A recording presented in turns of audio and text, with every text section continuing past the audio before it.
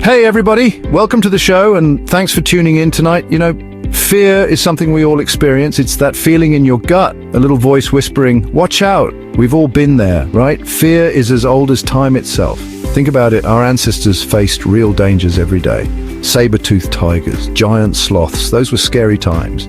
Even today, fear is everywhere. We see it on the news, hear it in stories, and sometimes we even feel it ourselves. But what exactly is fear and how does it shape us?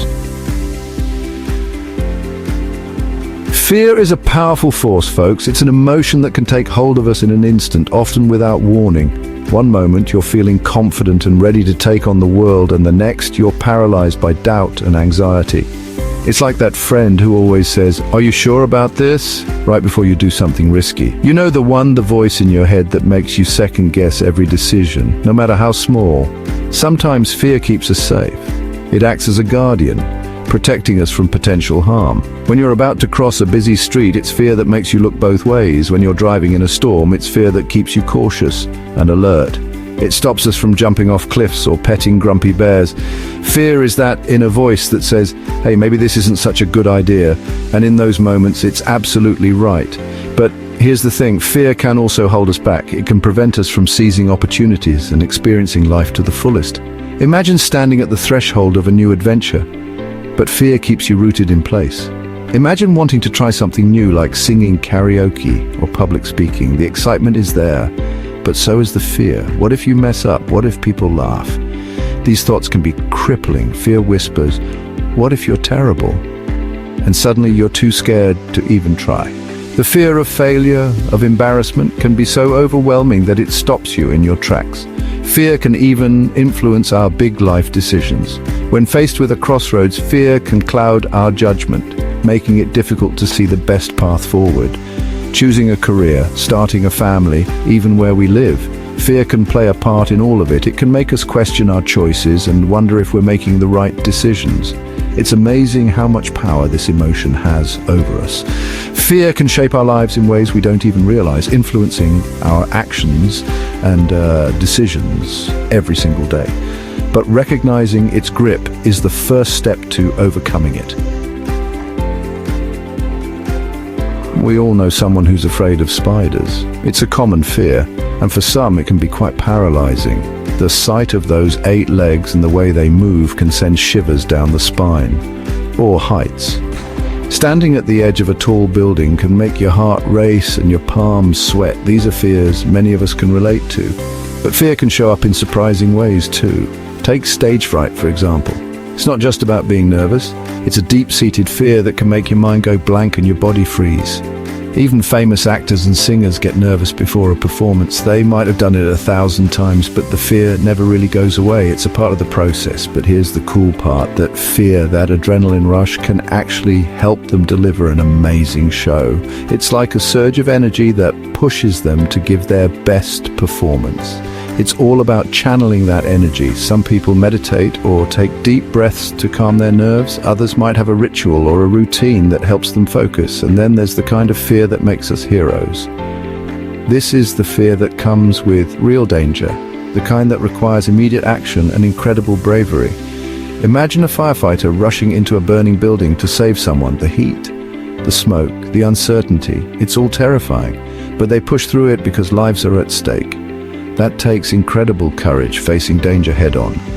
It's not that they aren't afraid, it's that they choose to act despite the fear. Fear is there, but so is bravery. It's a delicate balance, and it's what makes these moments so powerful. Whether it's on stage or in a life-threatening situation, fear can be a driving force that leads to extraordinary acts of courage and heroism. So is fear good or bad? Well, it's complicated. Fear is a natural emotion that has been hardwired into our brains for survival. It can be our friend, alerting us to potential dangers and helping us avoid harm. Imagine you're walking down a dark alley and you hear footsteps behind you. That rush of adrenaline, that heightened sense of awareness, that's fear kicking in to keep you safe.